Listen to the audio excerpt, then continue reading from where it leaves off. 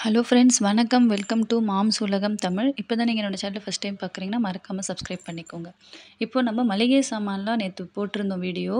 இன்றைக்கி அதை எப்படிலாம் அடுக்கி வைக்கலாம், எப்படி அதில் நிறைய டிப்ஸ் எல்லாம் இருக்குது. என்னோடய வீடியோ தொடர்ந்து பாருங்கள்.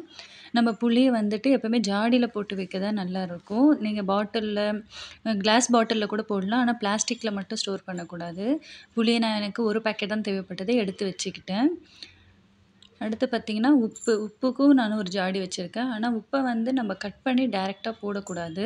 அதை வந்து ஃபஸ்ட்டு லைட்டாக ஒரு வாணலியில் நீங்கள் வறுத்துட்டு எடுத்துட்டிங்கன்னா அந்த கல்லுப்பில் இருக்க அந்த தண்ணிலாம் வந்து நல்லா ட்ரை ஆகிடும்.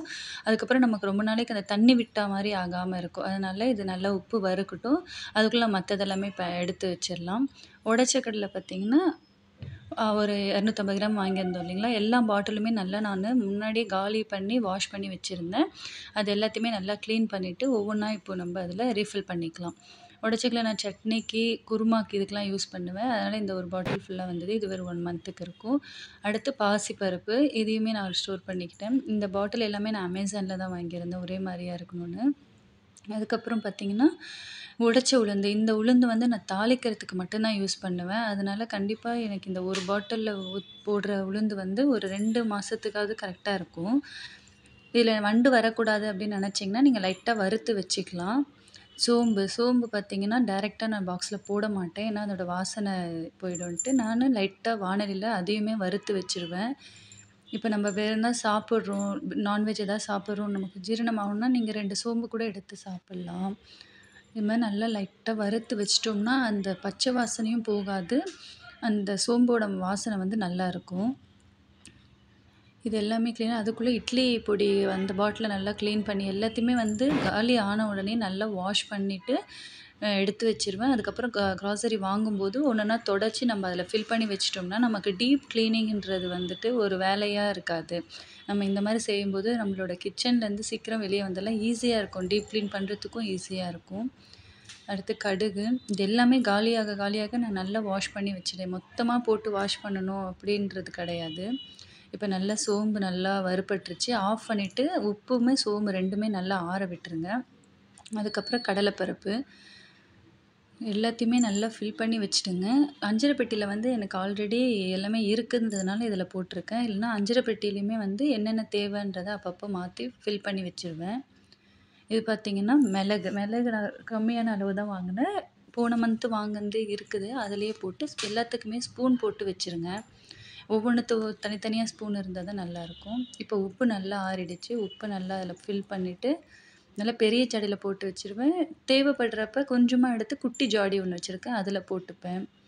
இது பார்த்திங்கன்னா தோரம்பருப்பு இப்போ ரேஷனில் வாங்கும்போது அதை நல்லா க்ளீன் பண்ணி அதையுமே இதில் போட்டு மிக்ஸ் பண்ணி வச்சுருவேன். எல்லாமே ஒன்ஸ் தொடச்சிட்டு என்னென்ன பொருள் தேவையோ அதை நம்ம போட்டோம். தனியாவும் அதே தான், டீக்கு தான் பேலன்ஸ் இருக்கிறதெல்லாம் எடுத்து வச்சாச்சு. இது பார்த்திங்கன்னா பச்சரிசி பொங்கலுக்கு சக்கரை பொங்கல்லாம் யூஸ் பண்ணுறதுக்காக வாங்கினது. இதில் டக்குன்னு வண்டு வந்துரும்ன்றதுனால ஒரு நீட்டு மிளகாயும் பிரியாணி இலையும் போட்டு வச்சுக்கோங்க. இது ஒரு டிப்ஸ், நீங்கள் ஃபாலோ பண்ணி பாருங்கள். அதுக்கப்புறம் சக்கரை போட்டுற பாட்டிலில் வந்துட்டு நம்ம ஒரு 4 லவங்கத்தை போட்டு வச்சுக்கலாம். லவங்கம், ஏலக்காய் போட்டிங்கன்னா கூட நமக்கு அந்த எறும்பு தொல்லை இல்லாமல் இருக்கும். இதுவும் வந்து பிகினர்ஸாக இருந்தீங்கன்னா நீங்கள் இதெல்லாமே ஃபாலோ பண்ணலாம். இது வந்து நான் இட்லி அரிசி இப்போ இதில் கொட்ட போகிறேன். இதை வந்து நீங்கள் சாப்பாடு அரிசிக்குமே யூஸ் பண்ணிக்கலாம். ஃபஸ்ட் நம்ம பாத்திரத்தை நல்லா க்ளீன் பண்ணிவிட்டு அதில் 2 காஞ்ச மிளகாய் போட்டுட்டு அதுக்கப்புறமா நம்ம அரிசி போட்டு வச்சோம்னா வண்டு வராமல் இருக்கும். வண்டோ இல்லை எறும்பு கூட இந்த வெயிலில் வராமல் இருக்கும். இப்போ மேலே அந்த எல்லாத்தையுமே என்னோடய பேண்ட்ரி ஏரியா ஃபுல்லாக க்ளீன் பண்ணிவிட்டு அதில் நம்ம அடுக்கி வச்சது எல்லாத்தையும் அழகாக க்ளீன் பண்ணி வச்சிட்டோம்னா நமக்கு டீப் க்ளீனுன்ற இந்த தலைவலி இல்லாமல் இருக்கும். சோம்புமே வந்து நல்லா ஆறிடுச்சு. அதையுமே நான் ஒரு பாட்டிலில் போட்டு எல்லாத்தையுமே வச்சுட்டேன். கையோடு தொடச்சி க்ளீன் பண்ணி எல்லாமே வச்சாச்சு. மேலேயும் அதே மாதிரி நல்லா கையோடு தொடச்சிட்டு என்னென்ன பொருள் ஆல்ரெடி என்கிட்ட இருக்கிறத நல்லா அந்த பாட்டிலை மட்டும் லைட்டாக தொடச்சி நான் வச்சுருவேன். அதுக்கப்புறம் அது காலியாக நான் வாஷ் பண்ணி எடுத்துப்பேன். வெல்லம்லாம் ஆல்ரெடி இருக்குதுன்றதுனால இந்த வாட்டி நான் ஃபில் பண்ணலை. அதுக்கப்புறம் இதான் என்னோடய பேண்ட்ரி ஏரியா. நம்ம எல்லாத்தையுமே எடுத்து வச்சது போக மீதி உள்ளது எல்லாத்தையுமே வந்து இந்த ஏரியாவில் வச்சுப்போம். எல்லாமே க்ளீன் பண்ணி இந்த ஏரியாவில் ஃபஸ்ட்டு நான் வந்து அந்த கிச்சன் க்ளீனர் போட்டு நல்லா க்ளீன் பண்ணிக்கிறேன். இதில் ஒரு டிப்ஸ் என்ன பார்த்தீங்கன்னா, இந்த மாரி துடைக்கிறப்ப லைட்டா உப்பு, மஞ்சத்தூளும் போட்டு துடைச்சிங்கன்னா, எறும்பு தொல்லை இல்லாம இருக்கும். கரப்பான்பூச்சி கூட வராது. நான் இதில மஞ்சத்தூள் போடல. ஏன்னா ஒயிட்டா இருக்கிறதுனால எனக்கு மஞ்சள் ஒட்டிக்குமோன்ற பயத்தில நான் உப்பு மட்டும் தான் எப்பவுமே போட்டு கிளீன் பண்ணுவேன். இந்த 2 பேஸ்கெட் நான் அமேசான்ல தான் வாங்கியிருந்தேன். எதுக்குன்னா, நம்ம உபயோகத்துக்கு போக நம்ம தினமும் யூஸ் பண்ணுறது போக, மீதி இருக்கிற எல்லா பொருளையும் இந்த மாரி ஃபில் பண்ணி வச்சோம்னா, நம்ம தேவைப்படுறப்ப எடுத்து கட் பண்ணி நம்ம யூஸ் பண்ணிக்கலாம். இந்த மாரி நான் ஒரு 2 வச்சிருக்கேன். இது வந்து ஓப்பன் மூடி இல்லாம இருக்கும்.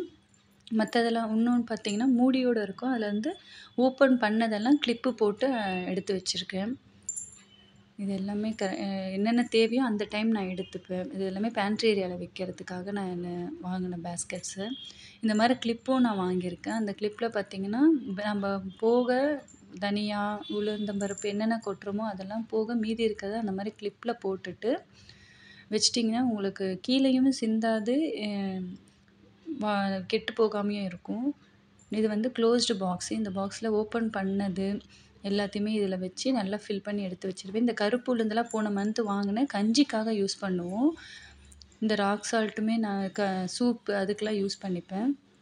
இப்போ எல்லாத்தையுமே க்ளீன் பண்ணி நல்லா ஆற விட்டாச்சு. பேண்ட்ரி ஏரியாவ நல்லா தொடச்சு ஆற விட்டுட்டேன். இப்போ அடுக்கந்தெல்லாம் எல்லாத்தையும் அழகா ரெடி பண்ணி வச்சாச்சு. இவ்வளோ தான் இருக்கும். இது எல்லாமே பார்த்தீங்கன்னா, ஓப்பன் பண்ணாத பேக்கிங். இது எல்லாமே ஓப்பன் பண்ணது. இந்த இடம் மோஸ்ட்டா ஃப்ரீயா இருக்கும். என்கிட்ட வெயிட் மிஷின் இருக்கு. அது மட்டும் வைப்பேன். ஏன்னா, நம்ம மசாலாலாம் அரைக்கும்போது வெயிட் போடுறதுக்காக வச்சிருக்கேன். இது வந்து கெட்டில் வந்து விண்டர்ல யூஸ் பண்ணுவேன். இதில அந்த அப்பளம் அதெல்லாம் வச்சிருக்கேன். ஸ்நாக்ஸ் பாக்ஸ் ஒண்ணு வச்சிருப்போம். அவ்வளோதான். இதான் என்னோட பேண்ட்ரி ஏரியா. ரொம்ப சிம்பிளா தான் இருக்கும். அதே மாரி இங்க வந்து நம்ம தினமும் யூஸ் பண்ற எல்லா பொருளுமே இங்கேருந்து எடுத்துப்பேன். இந்த வீடியோ உங்களுக்கு பிடிச்சிருந்தா லைக் பண்ணுங்க, ஷேர் பண்ணுங்க, சப்ஸ்கிரைப் பண்ணுங்க. Thank you friends.